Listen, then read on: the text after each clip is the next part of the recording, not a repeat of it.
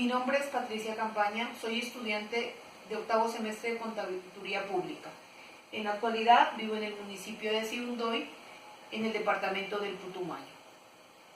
A continuación voy a dar una breve explicación sobre unos temas muy importantes vistos durante este módulo de contabilidad financiera avanzada, los cuales son muy relevantes debido a los cambios y el momento que se está viviendo con la implementación de las normas internacionales de información financiera en nuestro país.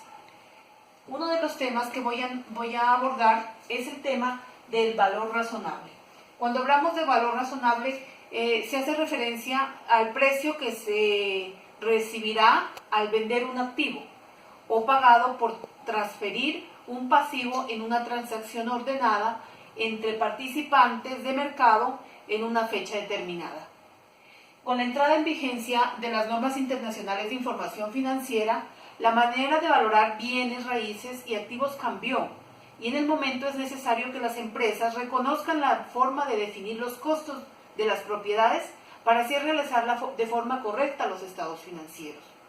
Durante muchos años, el valor de los bienes raíces, como por ejemplo los terrenos, las oficinas, las plantas de fábricas, los edificios, las bodegas, se depreciaban con base a un precio constante que se recortaba año tras año. Al llegar a un tiempo determinado, el bien había complementado su ciclo previsto y su costo llegaba a cero. Era posible que tanto la empresa como el mismo mercado no estuvieran de acuerdo con esta situación, con el valor que se le estaba dando al inmueble.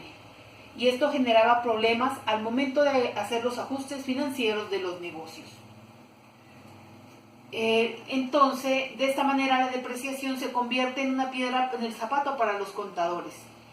A pesar de que se intentaba llevar una ecuación contable, no era lo más correcto para manejar el valor de dichos activos. Con la aparición de las NIF se crea un método de valoración soportada, donde se utiliza estos estándares para dar una nueva forma a este tipo de valor. Se tiene en cuenta la NIF 13, que se refiere al precio que se puede obtener de la venta de un activo o el precio que se paga al transferir un pasivo. Estas transacciones se realizan en un mercado determinado en un momento específico. En cuanto a la noción de transferencia, esta se sustenta en la NIF 39 para diferenciarla del valor de una liquidación.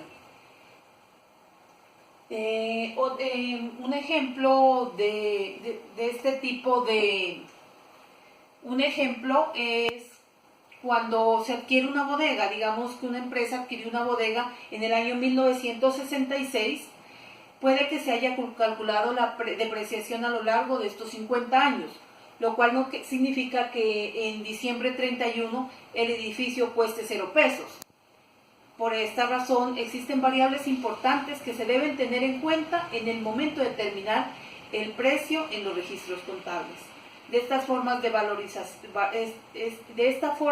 el valor razonable se puede determinar en forma exitosa, con el fin de resolver el dilema de cómo valorar las propiedades de las empresas.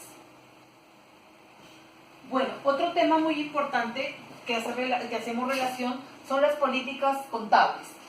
Estos son principios, acuerdos, reglas, procedimientos específicos adoptados por las entidades en la presentación y elaboración de sus estados financieros. La entidad cambiará una política contable solo si el cambio se da de las siguientes maneras. Una es el requerir de una norma e interpretación. Y dos es llevar a que los estados financieros suministren información más fiable, relevante sobre los efectos de las transacciones. Lo que hace la política contable es darle un sello personal a cada empresa, teniendo en cuenta su actividad, de acuerdo a sus objetivos, a su misión, a su visión y a la manera como cada una de las cuentas son manejadas dentro de una organización. La finalidad de las políticas contables es en sí determinar el manejo de cada una de las transacciones, qué características tiene cada una de las partidas que se van a manejar en la organización y de qué manera.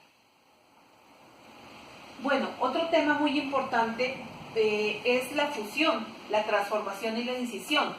Estos son procedimientos que los utilizan las empresas con el fin de realizar cambios a la razón social o al objetivo principal de la empresa.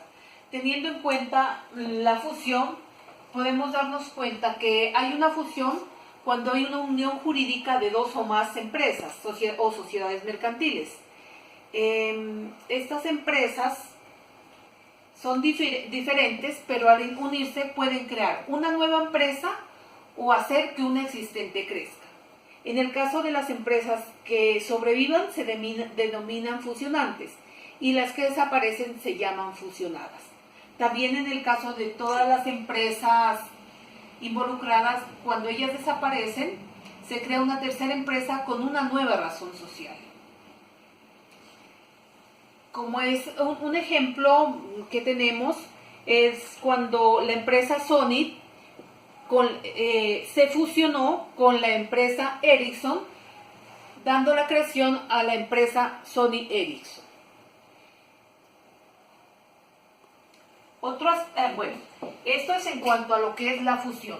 Cuando hablamos de transformación, que es otro tipo, es otro concepto, hablamos de que una empresa se convierte en otro tipo de sociedad, pero conservando la personería jurídica, obligándola a la nueva sociedad a crear o asumir un activo y obligaciones.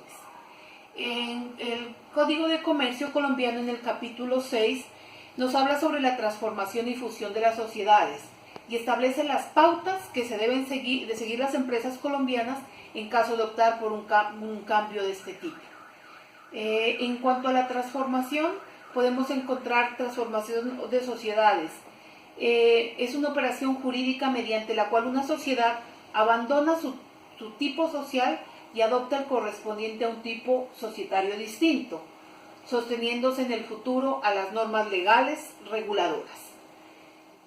También hablaremos sobre lo que es la escisión.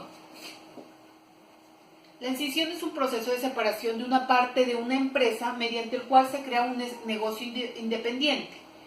La parte que se separa da origen, a la parte que es separada,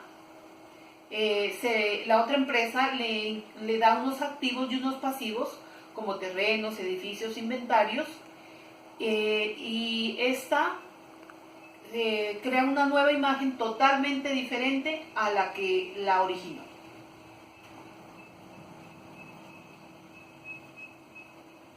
Bueno, otro tema que vamos a tener en cuenta en el día de hoy es la diferencia que existe entre NIF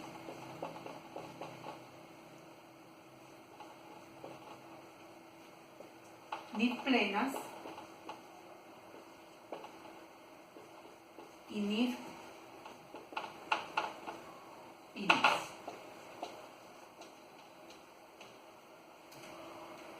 Estas diferencias se dan principalmente porque existen diferentes usuarios para cada empresa. Cada empresa se caracteriza de acuerdo a su actividad comercial, de acuerdo a sus transacciones. Por esta razón se crean las NIF plenas y las NIF pymes que hacen la diferencia de acuerdo a este tipo de características. Como es el caso de las NIF plenas. Las NIF plenas van dirigidas a los grandes negocios, emisores de valores y entidades de interés público que por su necesidad de tener informado a los usuarios necesitan de una información completa, mucho más avanzada, y estas empresas realizan transacciones mucho más complejas y por esta razón tienen la necesidad de una normatividad y unos estándares que permitan manejar este tipo de situaciones. En el caso contrario, las NIF pymes manejan un nivel menos complejo de transacciones. En nuestro país, la mayoría de las empresas pertenecen a este tipo de empresas y a partir del año 2009 se crean los estándares para pymes con el fin de buscar menos rigurosidad en la aplicación de los estándares y que puedan ser acogidas por las grandes y pequeñas empresas. Bueno, ahora hablaremos sobre la franquicia. La franquicia hace relación está compuesta por dos partes. Una que es el franquiciador y otro que es el franquiciado. El franquiciador es el dueño de la empresa. Este concede una licencia a la otra parte, la franquicia a la cual obtiene el permiso para usar la idea de negocio o de marca. La franquicia es un modelo beneficioso tanto para el franquiciador como para el franquiciado. Para los franquiciadores es un negocio interesante, ya que reciben una cuota inicial por el conceso de su licencia y posteriormente reciben un beneficio sobre la base de los ingresos que obtenga el franquiciado. La franquicia puede utilizar la marca de la franquicia, puede utilizar sus estrategias, su modelo de negocio, y el franquiciador tiene que dar un apoyo tanto en formación, publicidad, al franquiciador. Bueno, tenemos unos beneficios. El franquiciador tiene un beneficio ya que él recibe unos pagos iniciales y este pago recibe el nombre de Canon por el uso de la marca y también recibe por parte del franquiciador unas utilidades. Para el franquiciado, con el modelo de la franquicia, los franquiciados pueden establecer una empresa de forma mucho más rápida, porque ya hay una marca, ya están posicionadas en el mercado y la gente, y de acuerdo a la propaganda, a la publicidad que este tipo de empresas tienen, ya hay unas herramientas y una estructura ya establecida que le va a generar un éxito. Como ejemplos de franquicias hay muchos, entre ellos tenemos McDonald's, 7-Eleven, en Colombia Toto, y a nivel mundial cantidad de empresas que han surgido y que se han extendido de esta forma con las franquicias por todo el mundo. Ahora les hablaré sobre lo que es un portafolio de inversión. El portafolio de inversión hace más referencia a esas grandes empresas que manejan los títulos valores, documentos a cargo de otros entes económicos y con el fin de obtener más rentas fijas o variables y de controlar los entes o asegurar el mantenimiento de las relaciones con estos. Cuando representan activos de fácil enajenación respecto a los cuales se tiene un depósito de convertirlos en efectivo antes de un año, o sea, de manera mucho más rápida. Cuando se hace una inversión, si la inversión se la hace adecuadamente, la retribución, a pesar de que hay un riesgo, va a ser muy rápida y muy beneficiosa para la empresa. Y en las NIP pymes también se pueden manejar los costos bajo este tipo de requerimientos. No hay una periodicidad para la presentación de este tipo de estándares, es decir, no es necesario hacerlo mensual. Si se hace la presentación de acuerdo a los ajustes que la empresa vaya dándole, y por esta razón los portafolios de inversión son muy útiles y manejables para las empresas. Con esto doy por terminada mi presentación, agradezco su atención y su colaboración y espero de que esta presentación sea de utilidad para ustedes. Muchas gracias.